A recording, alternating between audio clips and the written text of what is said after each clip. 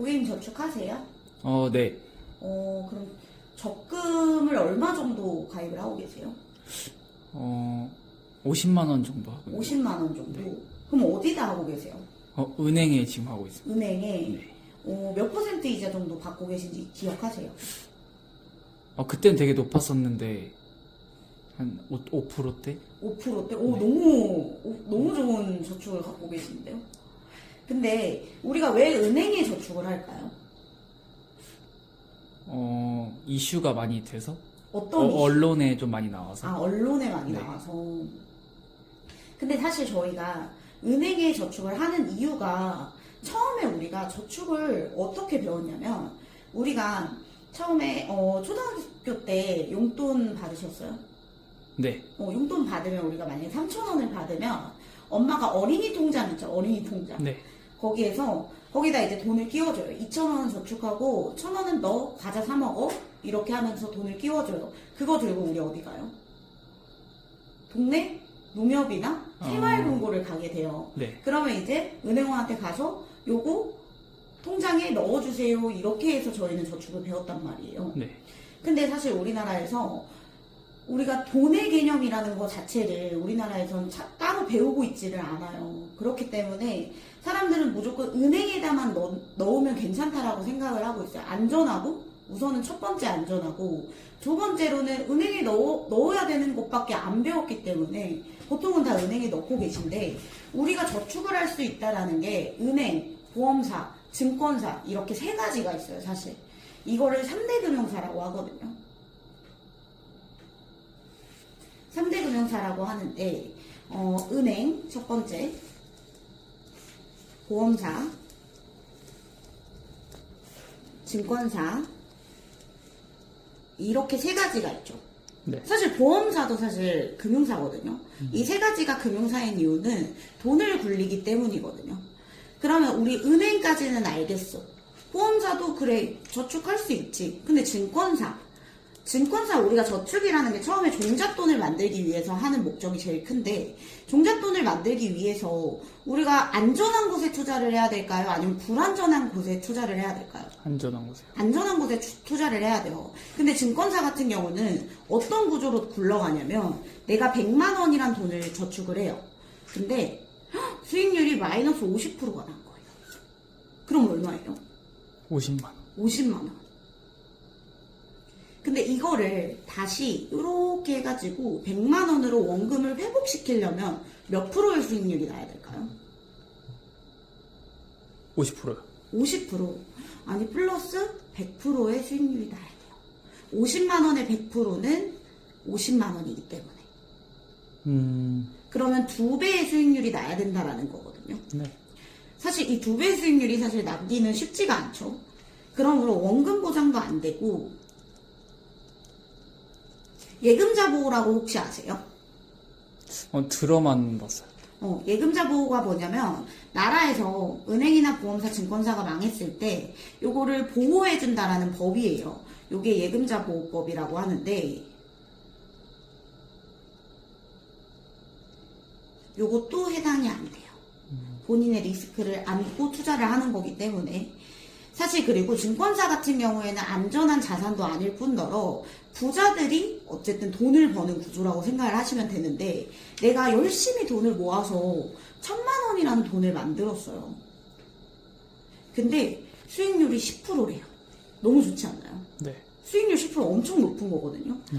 근데 10%면 얼마예요? 1,000만 원에 10%면? 100만 원. 100만 원. 수익률이 크다라는 건 리스크도 크다라는 거거든요. 하이 리스크 하이 리턴이라고 얘기를 하잖아요. 근데 부자인 분은 10억이라는 돈이 사실 크진 않겠죠. 근데 10억이라는 돈을 투자를 했어요. 투자를 했는데 나는 안전적으로 1%에 투자를 할 거예요. 그럼 얼마예요? 1,000만 원. 1,000만 원. 수익률이 비교적 적다라는 건 안전하다라는 거거든요. 비교적. 그럼 이 사람은 안전하게 10억을 넣어서 1,000만 원을 만들지만 우리와 같은 서민들은 1,000만 원을 열심히 모아서 10%의 수익률이 나고 근데 리스크가 클 수도 있어요. 근데 여기서도 100만 원밖에 못 버는 구조라는 거죠. 근데 이게 떨어지면은 이 1000만 원도 보장이 안 된다라는 거죠. 이 사람은 비교적 안정적으로 수익을 가져갈 수 있겠죠. 네. 그렇기 때문에 결국은 부자들이 돈을 버는 구조라고 생각을 하시면 돼요. 그렇기 때문에 우리는 처음에 안전한 자산을 만들려면 은행이나 보험사에 저축을 해야 되는데, 은행 같은 경우는 수익을 어떻게 내냐면 예대마진이라고 들어보셨어요? 아니요. 예금과 대출의 마진을 예대마진이라고 해요. 예를 들어서 수민이라는 사람이 은행에 5억 원 있으세요? 없어요. 5억 원 없으세요? 네. 5억 원을 저축을 했어요. 그럼 은행은 이자를 몇 퍼센트 정도 줘요? 보통 요즘은 금리가 올라서 4% 정도 주고 있어요. 근데 은행이 유나가 5억 원이 대출이 필요하대요. 그래서 5억을 대출을 해줬어요. 그럼 금리를 제가 몇 퍼센트를 줘야 돼요? 보통은 4%의 금리를 이자를 받는 구조면은 우리는 대출 금리를 거의 6% 이상은 줘야 돼요. 그러면은 이 사이에 마진이 2%가 남잖아요. 네. 요거를 은행이 가져가는 구조라고 생각을 하시면 돼요. 근데 은행과 보험사를 비교를 했을 때 그럼 어디다 저축을 하는 게 좋아? 라고 얘기를 할 수가 있잖아요. 첫 번째로 은행, 보험사 둘 다 원금 보장과 예금자 보호가 되는지 볼게요. 우선 예금자 보호는 둘 다 돼요. 원금 보장 은행 되죠. 네. 보험사 같은 경우에는 납입이 끝나면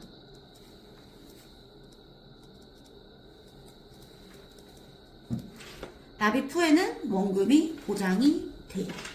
그렇기 때문에 둘 다 비교적 증권사보다는 안전한 자산이라고 얘기를 할 수 있겠죠. 네. 그리고 금리는 지금 한국은행 기준금리가 어느 정도 되는지 아세요?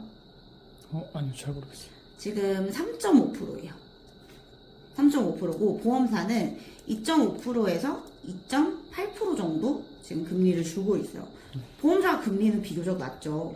근데 요거를 비교를 해볼게요. 이자를 주는 방식을 이자 불이 방식이라고 해요. 은행 같은 경우는 단리, 보험사 같은 경우는 복리거든요. 단리와 복리의 차이를 아시나요? 아니요. 우리가 500원을 저축을 할 거예요. 500원.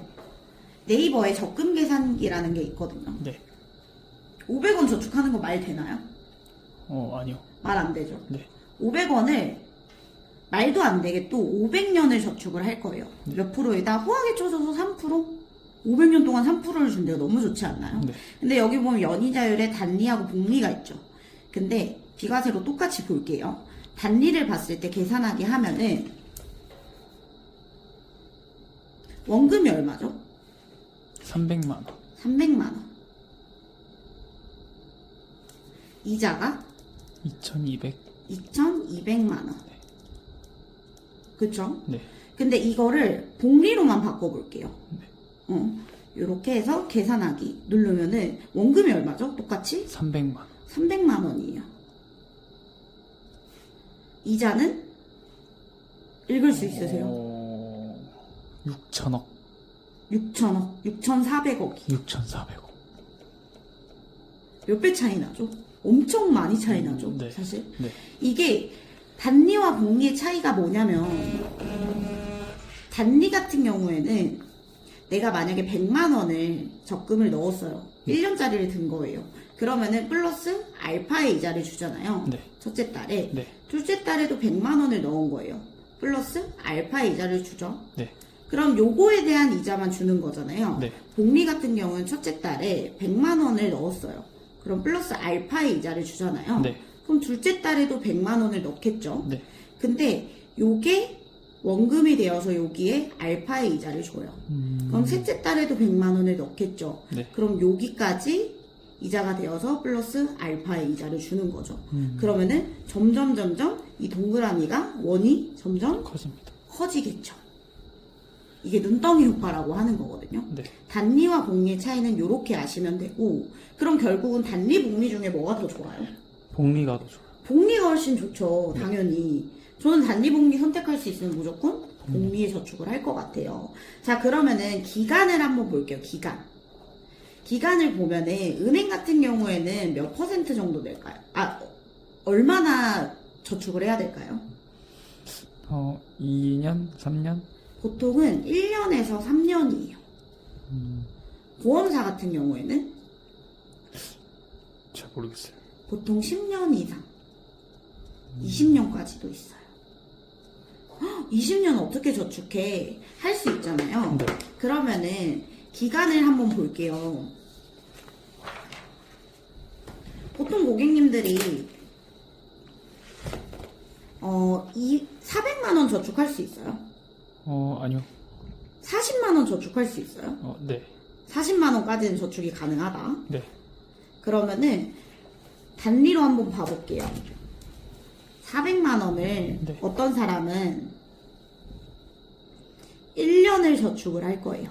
어떤 사람은 40만 원을 10년을 저축을 할 거예요. 40만 원 10년 저축하기가 쉬울까요? 400만 원 1년 저축하기가 쉬울까요? 급여를 보통 300만 원 버는 사람. 40만 원 10년. 40만 원 10년이 훨씬 낫겠죠? 네. 자, 그러면 요거를 볼게요. 원금을 보면은 네이버의 적금 계산기를 한 번 더 쓸 거예요. 네. 400만 원 1년 동안 후하게 4%에 똑같이 적금을 할 거예요. 네. 4%. 그러면은 이렇게 계산을 하면은 지금 원금이 얼마죠? 4,800만 원. 4,800만 원.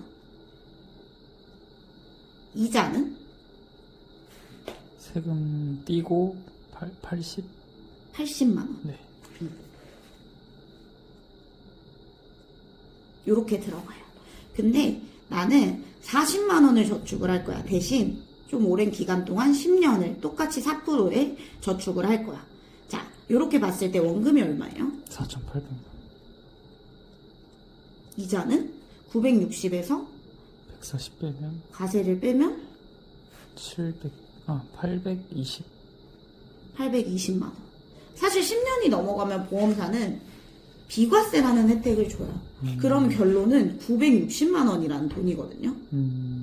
몇 배 차이 나요? 거의 11배의 차이가 나는 거잖아요. 네. 400만 원 1년을 저축하긴 어렵지만 40만 원 10년은 쉽거든요. 네. 비교적 조금 쉬워서 40만 원은 할 수 있으니까.